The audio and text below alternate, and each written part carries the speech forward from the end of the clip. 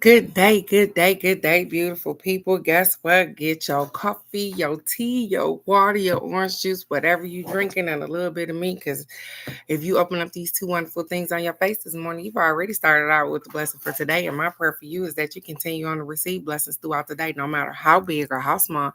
But not only that, that you're able to recognize some of those blessings so that you be humble and grateful. So the universe will open up and pour out more blessings than you have room enough to receive. So good day.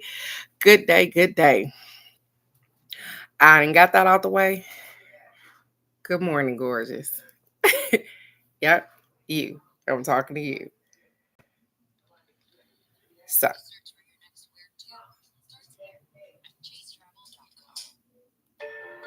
Hey, it's me, your skin. Some cleansers get us clean, but take my moisture. Good day, Michelle. Good day, beautiful.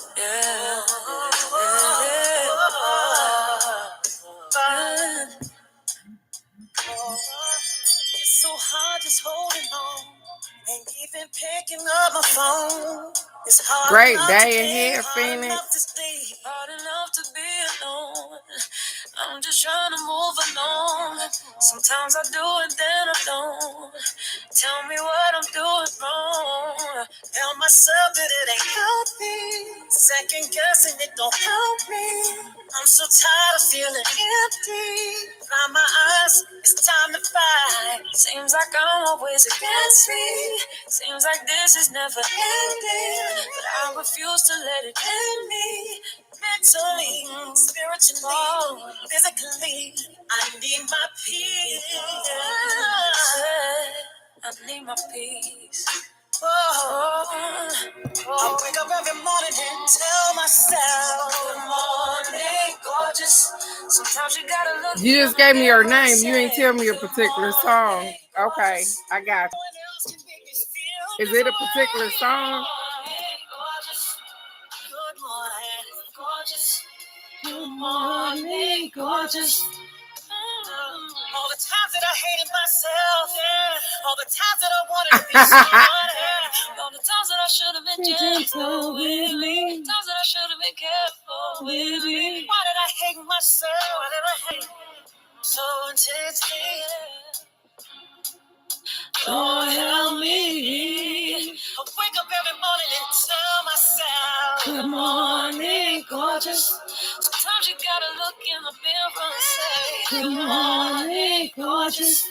No one else can make me feel this way. Good morning, gorgeous. It's the simplest thing I can Gorgeous. say. Good morning, gorgeous. Gorgeous. I ain't talking about getting no hair and makeup. I'm talking about as soon as I wake up, I say good morning. Good morning. Good morning. Good morning.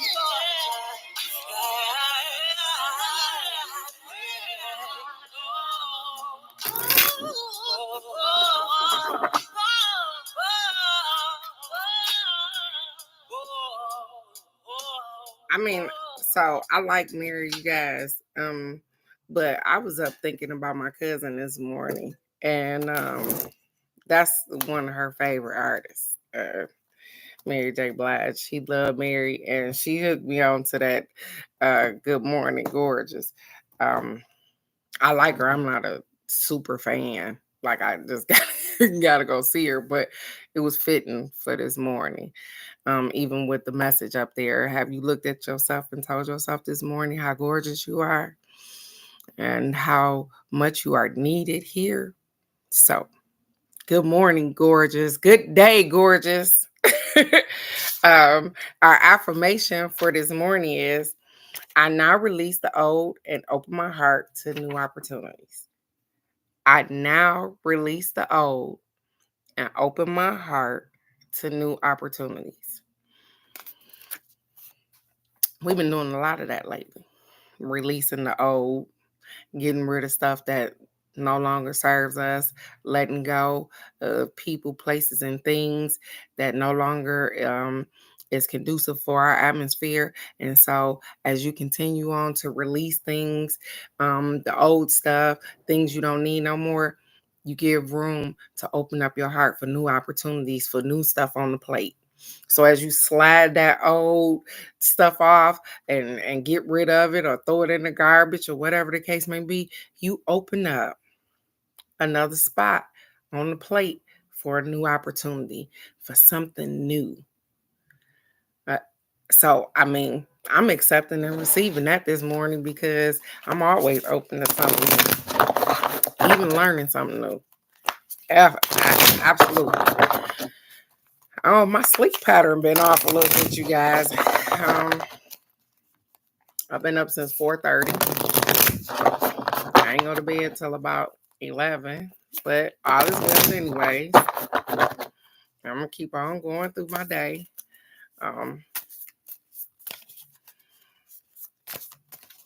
Everything will be just fine. It's in divine order, you guys. And I know that. I got us a crazy, sexy love note. And I got us a card from the Starseed Oracle. So let's get it, you guys, this morning. Let's get it. Let's get it. And 8:30 is the time, y'all. Good day, Alex. Good day, beautiful. Yeah, 8:30 is the time for my granddaughter. She got to go to bed at 8:30 in order for her to get up and be bright-eyed and bushy-tailed at 6:30 in the morning. Because if she go to bed after that, it's going to be trouble. And we talked about yesterday morning, my granddaughter with the ear thing.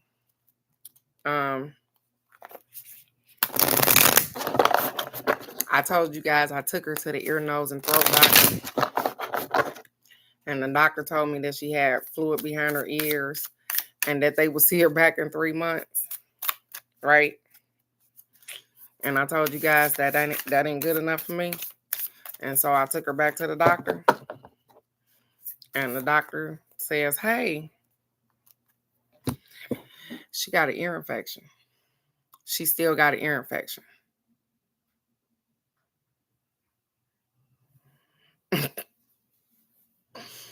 Yeah. Yeah, the melatonin don't be toning either. But she still has an ear infection. And so yeah, that's the thing. Why? She been on antibiotics for over 10 days. And then so the doctor did decide to kind of combo pack her, if that makes sense to anybody. He put her on antibiotics as well as sinus medication, as well as spray for her nose, because yeah, she probably has really bad sinuses, like somebody mentioned yesterday. That the ENT, the specialist, didn't even decide to even like. But nonetheless, I'm done ranting about that. I got it taken care of, you guys, though. I'm definitely on it. You know, I was looking at that Phoenix at Walgreens yesterday. I'm scared to do something like that with her. And just a brief explanation on why I'm scared to do that with her is because my grandbaby has Down syndrome, which means that things inside of her are not the same. You know what I'm saying? They not the same. I am gonna file a complaint. So her nose, she doesn't have this right here. This is flat. And I know you guys can't tell from looking at her, but this is kind of flat. And her things is made different up in there. An antibiotic flush. Okay. Yeah, because she been on antibiotics a little too long. Good day, brother. Didn't I just see you? Good day, good day. Ah, look at here. Look what we got, you guys. Notice the blessings. Wow. Notice the blessings. It says gratitude puts us in a position of having in okay, hold up. They said yeah, so yeah, it's yeah. So She used to have tubes in her ears. As I said, this been the thing that went on with her. She used to have tubes in her ears. And again, her ears are also made a little different too. Things are a little smaller than a normal thing. And so I don't know what they look at with her. Um, so I'm definitely gonna ask more questions and figure it out because I don't want her to be in no kind of pain. No, they didn't offer to do none of that. We in Texas, so every place is different. So yeah, no, they didn't offer to drain nothing. That's sad though.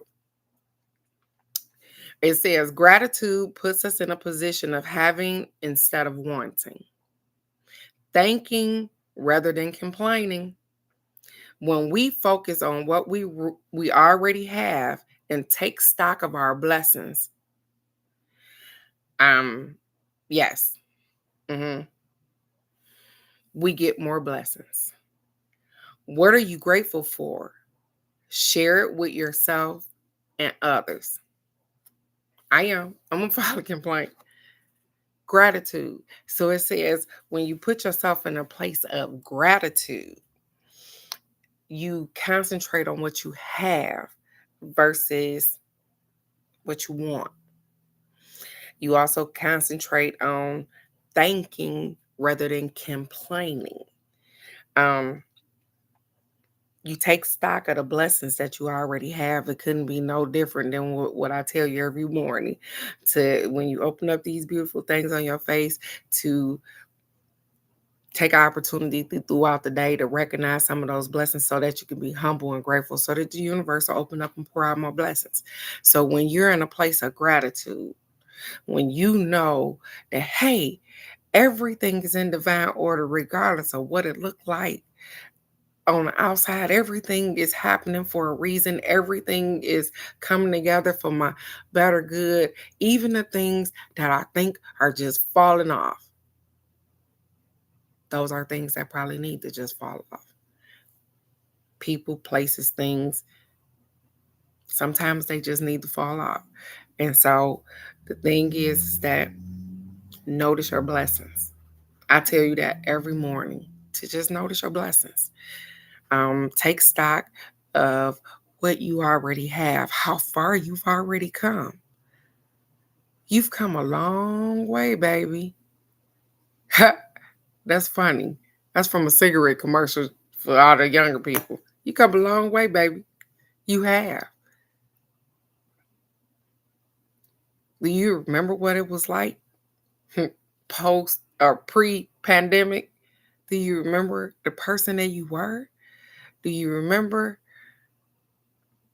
the things that you would tolerate that you don't tolerate no more?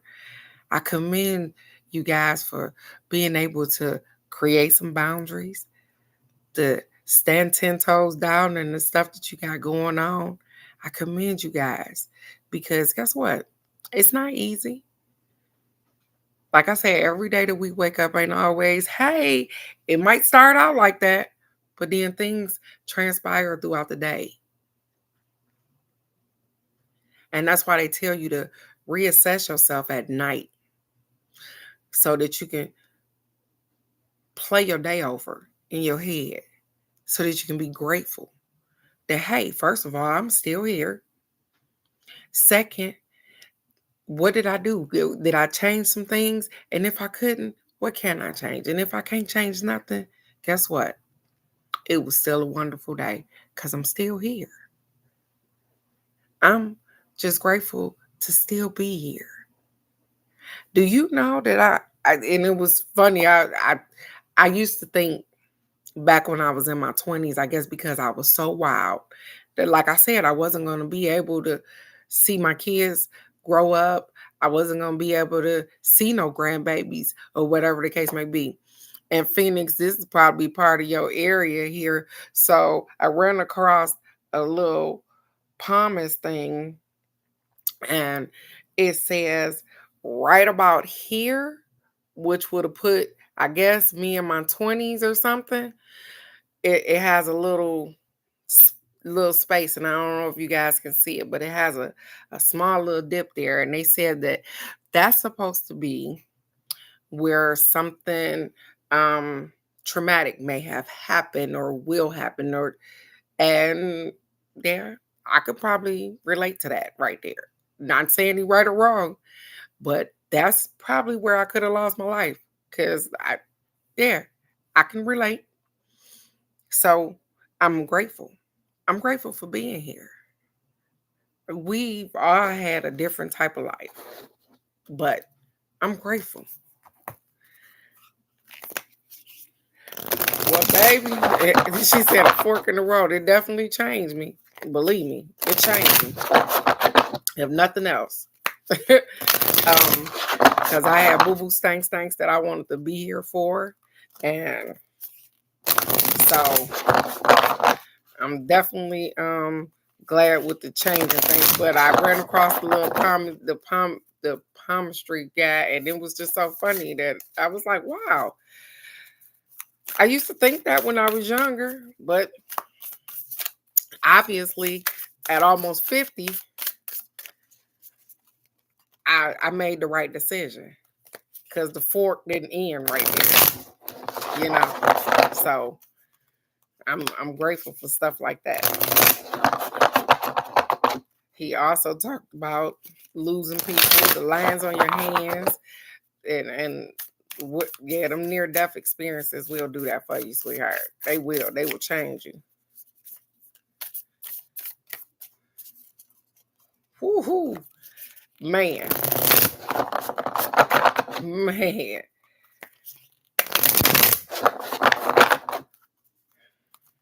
And still and yet they saw fit. Oh, okay. So I'm gonna think that these cards are gonna be a little deep. This card gonna be a little deep today because the card says Earth. Learning how to be human in the world, but not of the world. Learning how to be human in the world, but not of it.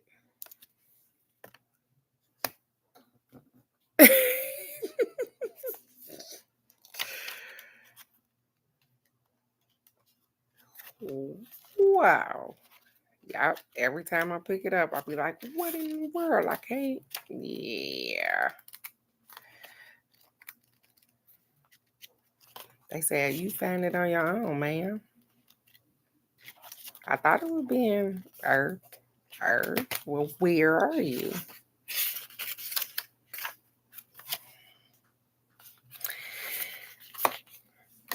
It says the challenge for all souls having a human experience is to be in the world, but not of it.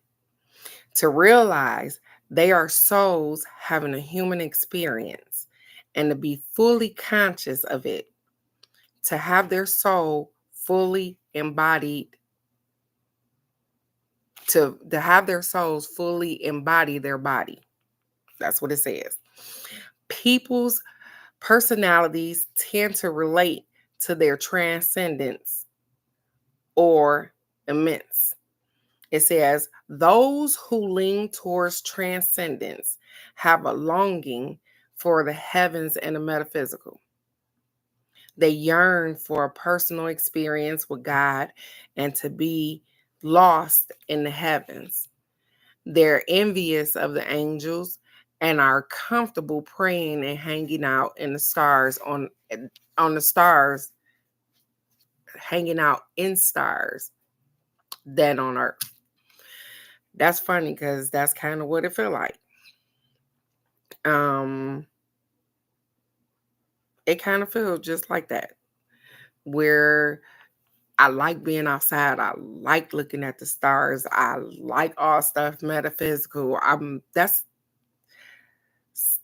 wow. Those that lean towards transcendence. And they says those that tend towards Amantians has attach themselves more to earth and their bodies. They spend more time thinking about things in the physical world than their connection to heavens or their own mystical inner worlds. Being a fully embodied soul, having a human experience means finding the balance between transcendence and immensience, being in the world but not of it. Most star seeds are drawn towards transcendence. They're more comfortable with the angels and the heavens. Life on earth can be more difficult for them. If this is you, you're being reminded that you choose to be a soul in a body on earth. And you're being called to focus more on the energies in the physical world, to learn how to be human, a soul in a human body, fully present to what life on earth has to offer.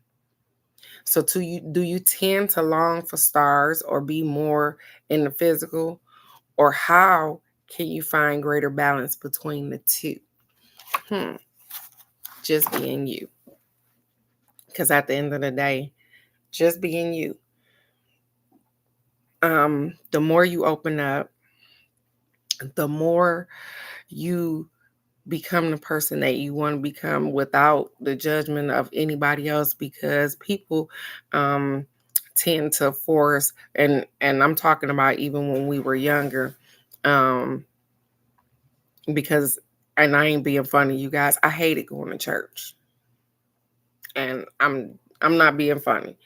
I mean, I'm not talking about people that go to church or whatever. I'm talking about my experience. I hated going to church, not because I had demons inside of me or none of that. I didn't like going to church because of the stuff that I seen in the church. I seen cliques in the church. I seen pastors doing wrong things in the church. I seen all these women that were being misled, because there's a majority of women in churches that I've been to, being misled by um, a, a, a, a pastor or a preacher or whatever the case may be, that put himself in a position, and he's supposed to be walking with God, but still he's a human. And no, I've never been to a church where a woman has been the pastor. And it's not because I won't go. But the thing is that um inside of those places, they ask for so much nowadays. I don't know how it was before, but they give so little. That's the place where you're supposed to throw your burdens down. You're supposed to be open and free. And you're supposed to tell them, and you're supposed to get counseling and all kind of stuff in this particular place. And those are the people that also bite you. I I, I think you ain't the only one, Phoenix, that was raised a Jehovah's Witness.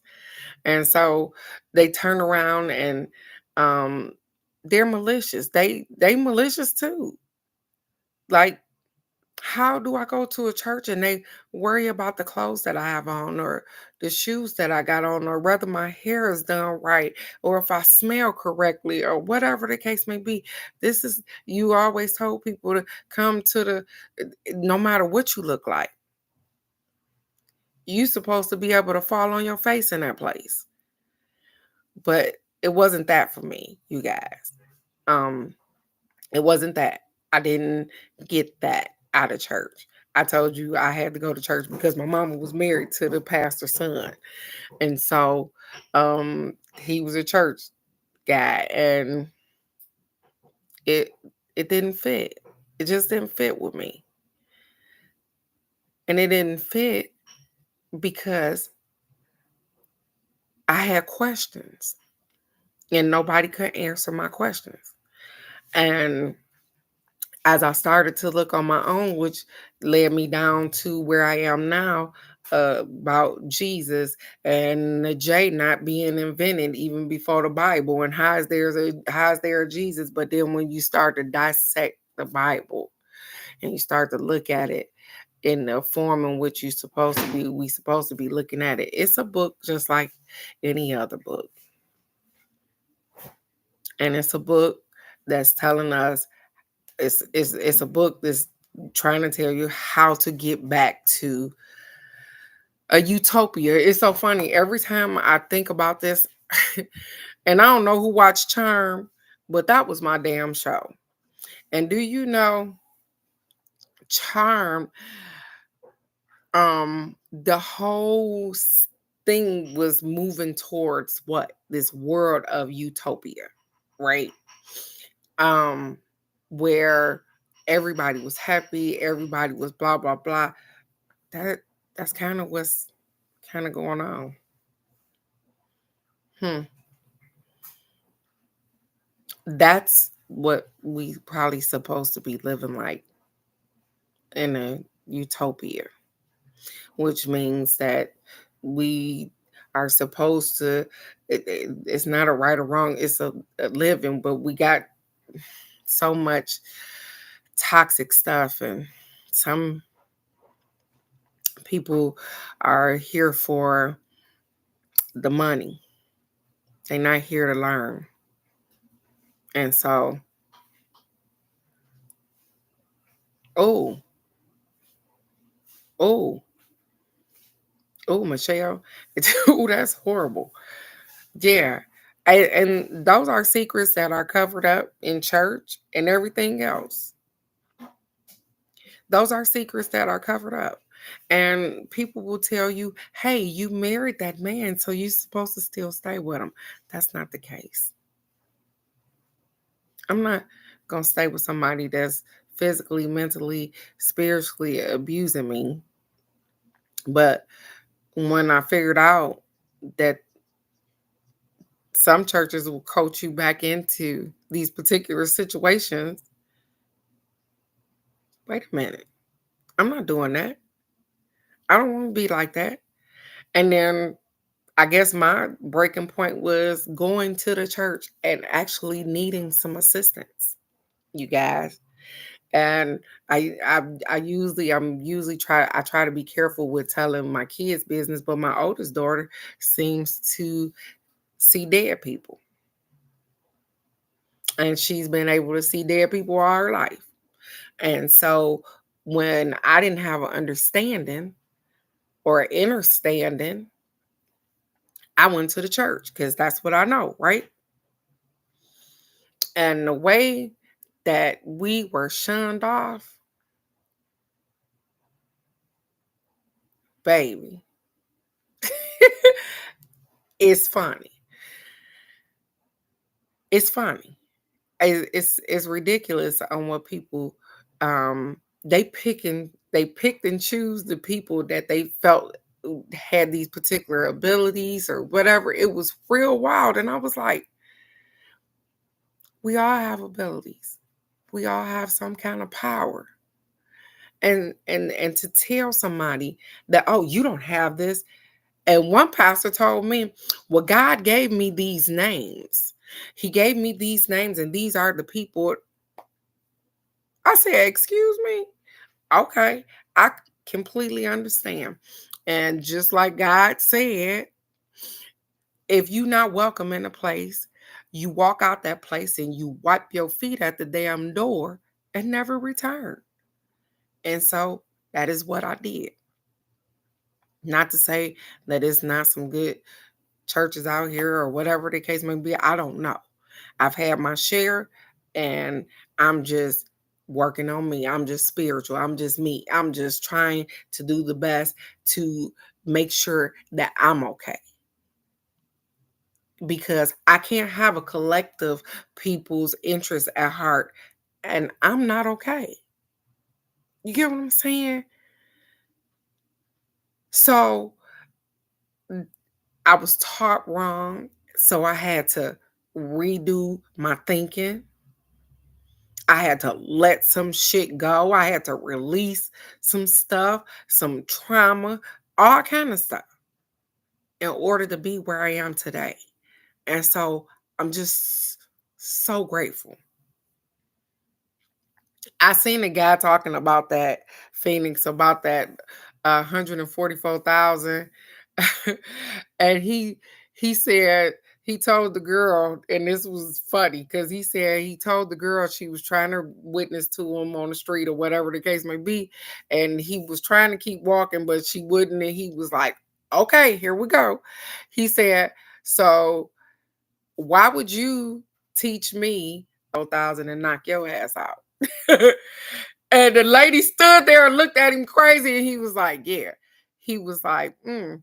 So the whole thing is that I've always believed that heaven and earth is right here, and it's what we make it. I've always believed that, no matter what they told me. Because I'm like, I'm looking in the sky, if I fly in a plane, I can't see God. So he's this all knowing. Why he's not in me? Why wouldn't God be dwelling inside of me? Why am I looking outside of the person that need him the most? And I'm looking for him in these pastors, and I'm looking for him in these preachers, and I'm looking for him in these spiritual people. And I'm looking for him everywhere, but I'm not looking inside of me. That's where I'm supposed to be looking at. In here. But we spend so much time, and I was programmed that way. I was brought up that way. And then as I learned better, I started to transcend. And it took one of my kids. Kids are something else, you guys. Because I got one son that went to the church. And you know how they had a little kitty corner down in the basement or whatever? And my oldest son is funny because he talk about this right now to this day. He said they in the little circle and they talking about God or Jesus or whatever. And my son said, "I don't believe in God." And the whole place just went in an uproar. And my other son looked at him and he said, "Well, I don't." They said, "Well, your mama T?" He was like, "I don't know why he don't believe in God." And so when we got home later on that evening, because no, he did not get in trouble for saying that he don't believe in God. I just wanted to know, why did he say that? He said, "Ma, I don't believe in nothing I can't see." I said, "I understand." He said, I can't see it, and so I don't believe it." And that was the last time that son went to church, because he was like, "Mm-mm." And then the next son, they got the fighting in the parking lot, and the next son said, "I ain't never going back there again either." Absolutely. And that is what meditation is for, to teach you how to tune in so that you don't rely on other people to keep you connected. So you get your fix. And this just used to be me. I used to get my fix on Sunday. You know what I'm saying? I the good word, the blah blah blah, you feeling all good, and it'll take you into Monday and Tuesday, but by Wednesday that good fix is gone. And I'm struggling the rest of the week because they're not giving you the tools to not struggle. Yeah, that too. Who said God was a he? But they're not giving you the tools. Just like I run across a TikTok that said, "Hey, what if God was just water? What if it's water? Water is in everything. You need water for everything. What if God was just water?" We're made of majority what? Water. So, what if? And it was. I would get charged up, and but they didn't, and that's what ticked me off. I didn't get the tools to hold on. They didn't tell me that, hey, I was looking for this power in this pastor and not knowing that the power was right inside of me. Yeah, I know about that. I don't have a cross on anymore because you know better, you do better, and I'm not even getting ready to get into that. But I done been there, and I wish they would have took the opportunity to teach us that, hey, you guys all have the ability to connect to the God inside of you. I wish they would have. It would have been a church where we sat there, and instead of me listening to them talk and preach and all of these things, that we took the opportunity to meditate. I wish that was what happened. They tell you to bring all your money into the storehouse and tithe 10% of your earnings. And I even went to a church where they asked me for my W-2 so they can know how much I'm supposed to be tithing. If you don't get all the way to the back seat of the section, to go to hell. When did we get to the point where money was the thing? But it was always the thing. It was always the thing that kept them afloat. But are you into saving these people's souls for real? Because if you really into saving our souls, then you would tell us how much power that we have and how we could connect if you really wanted to save our souls. You are absolutely right. We are followers and we don't think. And that's because, again, we were programmed this way. I was brought up that way. My grandparents, my grandmother went to church. My grandparents on my dad's side, and it's so funny, you guys. This probably what sparked this, anyways, because my grandmother was Baptist, and my grandfather and them on my father's side was Pescatilian or whatever, and the preaching, the church, the everything was so different. And I was like, what's going on here? Or if we preaching to the same God, if we doing the same, why is it so different in these churches? And why? And that's when I realized that, hey, Teresa, you're gonna have to seek and find for yourself. And that's exactly what I did. I had to seek and find for myself. And it wasn't until my brother sent me this thing and called me a goddess warrior that I knew who I was. So profound. It was, I knew who I was at that moment. That was the proper phrase for who I was. Because I am definitely a warrior, but a goddess I am.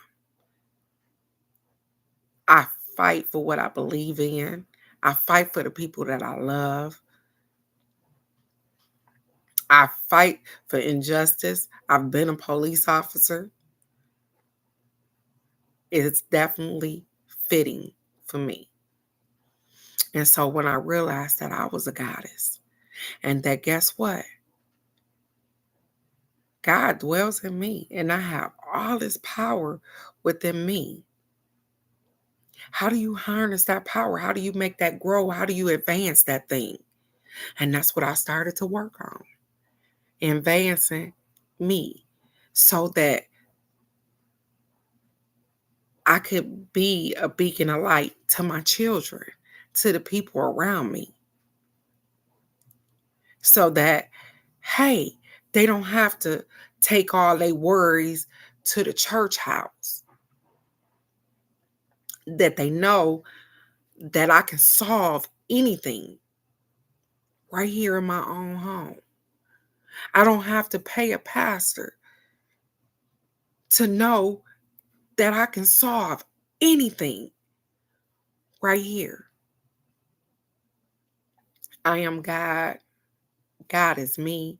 He is in me. That is it. That's all that matters to me. I see him in everything, or him or her. I see God like energy in everything. And it's funny that where I used to freak out, I'm just gonna tell you this quick. Spiders. I get in the car and a white spider is crawling on my arm. He is so small till he's probably the size of the tip of the pen. He's so small. I usually would have freaked out. Pow! Slapped him. I roll down the window, open up the window, and let him go. Just get off of me. I find myself trying not to kill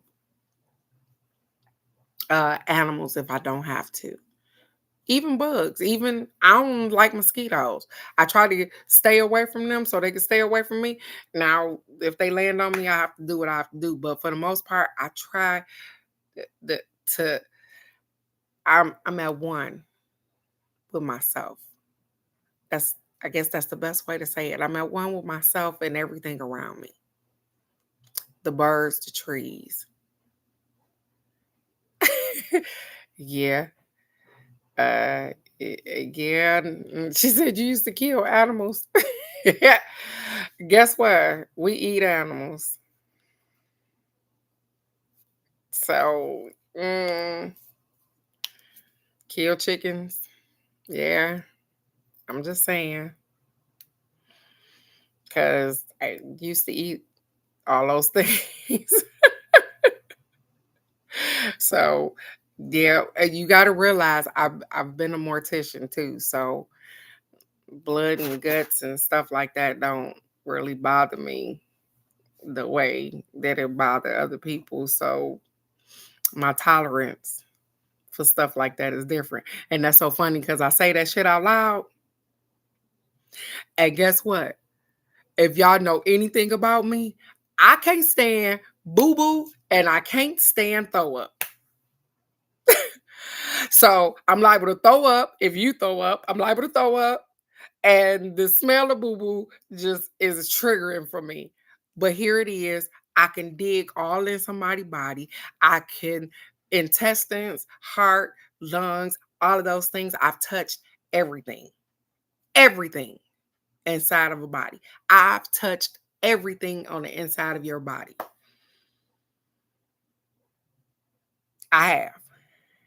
And the thing is funny. It's funny. Like, but I don't like boo boo and throw up. Ain't that funny? So I can see decomped bodies, all kind of stuff. I've been in houses where people been dead for months, and I can stomach all of those things, but not boo boo and throw up. And so, what is wrong with me? Nothing is wrong with me. You know what? It gets to be second nature at some point. I know. She said I wasn't ready. And so this life has definitely been really good to me, you guys. It has really been good to me. For me to be getting ready to turn 50 years old, here it is. I've been a hairdresser, owning my own hair salon. I've been a police officer. Um, and I've been a mortician. I am a mortician. Uh, and so I have done great things and I've seen some horrific things, but I've done great things with my life. And so I'm so grateful. I'm so grateful for where I am. Yeah, that happens all the time, Phoenix. She said, "Has a body ever shit on the table?" Yes, yes, yes, yes, and yes, and that is the worst part of my day. That is definitely the worst part of my day. I can't stand it. Thank God that I don't know, y'all probably ain't never been in a prep room before, but thank God for water hoses. Because yes, it has happened. And I had one that wouldn't stop boo-booing. So I don't know how much boo-boo he had in his intestines, but he just would not stop boo-booing. Like I had embalmed him. I had done everything. He still was boo-booing. And I'm sorry, I have turned this into my ex at my job. I'm sorry. I don't even want to go there. But yeah, he wouldn't stop. And so outside of that, you guys are amazing. I want you to take the opportunity to say, hey, good morning, gorgeous. You are absolutely stunning, no matter where you are in life. You are stunning. You have and will continue to be great. And I love you guys so very much. Yeah, shit really does happen. So tomorrow, you guys, we are doing angel answers. Okay. And what happens when that don't work? And see, y'all gonna get me in trouble because they have things called butt plugs for that. Yeah. Y'all gonna get me in trouble. Yeah, they have things to plug that up. And if the hole is too big, then yeah, we go off into gauze and yeah. I'm not going there with y'all today. I love you guys so very much. I only want the best for y'all. Go out. It happens. It happens. Look, she like, no, not the hole too big. And no, I have had to sew up a booty hole though. Look, I'm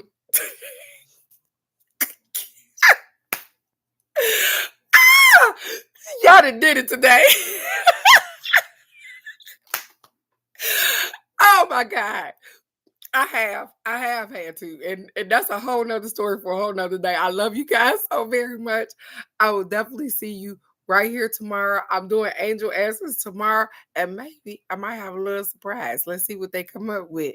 So you guys go out there and y'all have a wonderful, wonderful day. Hey, and don't take no shit. I love you guys. Have a great day. Bye-bye.